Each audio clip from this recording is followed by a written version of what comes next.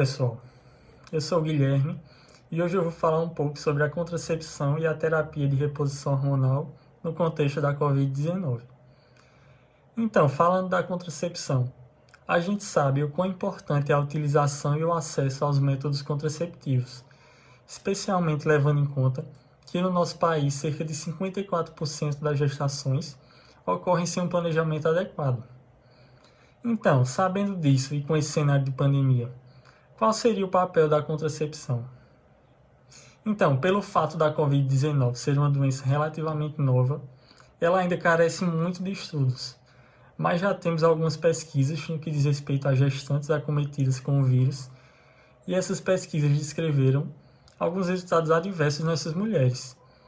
Dentre eles, a gente pode citar a ruptura prematura de membranas, o parto prematuro, o crescimento intrauterino restrito, alterações do bem-estar fetal e até mesmo o descolamento prematuro de placenta. Apesar de todos esses resultados, esses estudos não conseguiram demonstrar uma relação de causa e efeito e nem se há uma transmissão vertical da mãe para o feto. Ou seja, não se sabe ainda se essas alterações na gestação têm algum tipo de relação com a Covid-19. Então, qual é a recomendação no momento? O que as principais sociedades de ginecologia e obstetrícia do mundo estão fazendo é justamente recomendar o adiamento da gestação, que aquela família que pretende ter um filho nesse momento faça uso de métodos contraceptivos e só mais à frente retome o seu planejamento familiar. Por ser um cenário de muitas incertezas, é melhor agir com cautela quando se trata de gerar uma vida.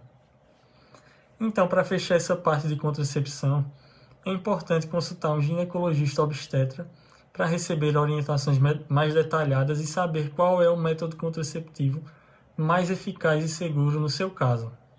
Nessa tabela que está aparecendo na tela, vocês podem observar uma escala dos métodos mais e menos eficazes. E para as mulheres que já estão em uso de contracepção, especificamente a contracepção hormonal, o recomendado é que se dê seguimento da mesma maneira e com o devido acompanhamento. Lembrando também que o Conselho Federal de Medicina está permitindo consultas por meio da telemedicina. Então é válido fazer uso dessa ferramenta nesse momento. Agora falando da terapia de reposição hormonal, pessoal, já surgem mais dúvidas com relação às complicações que essa terapia pode causar se associada à doença, especialmente no que diz respeito à formação de fenômenos tromboembólicos. A gente sabe que sozinhos, alguns medicamentos usados nessa terapia já têm uma maior possibilidade de gerar esses fenômenos, como por exemplo o estrogênio por via oral. E essas manifestações, elas podem ocasionar a formação de coágulos que eventualmente podem se desprender e causar obstrução de algum vaso importante. E tudo isso tem o potencial de gerar complicações seríssimas. Além desses problemas, a gente tem o próprio acometimento na coagulação ocasionado pela Covid, que está sendo inclusive um dos principais focos de estudo da doença. O problema disso é que a gente esbarra novamente na escassez de estudos.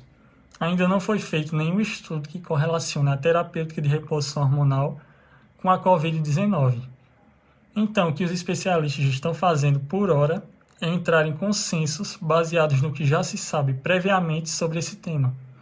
E nisso já surgem algumas divergências entre as sociedades. Algumas sociedades médicas espanholas, por exemplo, fizeram algoritmos recomendando que se a paciente tiver o teste de Covid confirmado e apresentar sintomatologia, o uso da terapia de reposição hormonal deve ser cessado ou, no mínimo, deve ser substituído da via oral para a via transdérmica.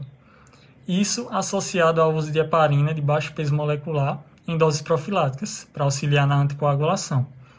Já algumas discussões que estão acontecendo na FEBRASGO, que é a principal sociedade médica de ginecologia e obstetrícia no Brasil, elas vão um pouco de encontro a essas recomendações anteriores, uma vez que está sendo levado mais em conta a relação custo-benefício da reposição hormonal. Ou seja, é preciso questionar se a suspensão ou alteração da reposição hormonal de fato terá benefícios ou se só vai trazer à tona novamente os sintomas da menopausa, que nessa época de isolamento e concomitante estresse emocional seria ainda mais prejudicial para a mulher. Então, essa posição da Febrasgo atualmente acaba sendo mais favorável à manutenção do tratamento. Só para deixar tudo isso mais claro, pessoal, no fim das contas, a conduta de manter ou não a reposição nesse momento vai depender muito do bom senso do profissional, que vai avaliar cada caso em específico e decidir qual caminho é mais viável para determinado paciente.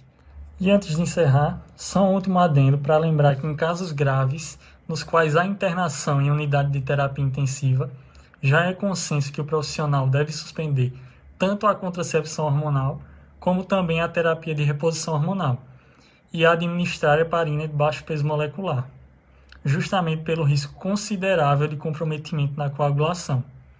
Então, nesses casos específicos, o recomendado é cessar a terapia mesmo. E é isso, pessoal. Espero que essas informações tenham ajudado de alguma forma e um forte abraço a todos.